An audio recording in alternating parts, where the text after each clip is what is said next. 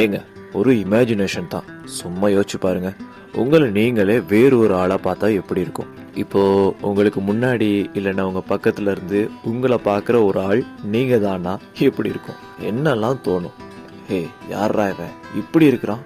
ஆளும் அவன் சட்டையும். சீரியஸாவே நான் என்ன ஃபர்ஸ்ட் திட்டுவேங்க. டேய் டேய் டேய், ஏதாவது உருப்படியா பண்றியா?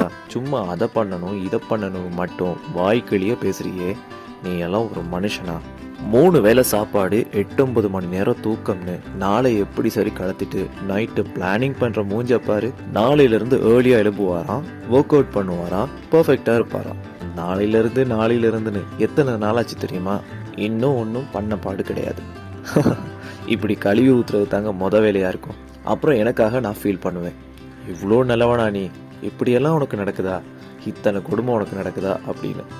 ஏங்க, என்ன நடந்தாலும் நமக்கு ஒரு நல்ல ஃப்ரெண்டு தாங்க. நம்மளை இன்னொருத்தரா இருந்து வாட்ச் பண்ணாலுமே நமக்கு நம்ம தேர்ட் பர்சனா தெரியவே மாட்டோம். ஏன்னா நமக்கு நம்மளை அவ்வளோ பிடிக்கும்.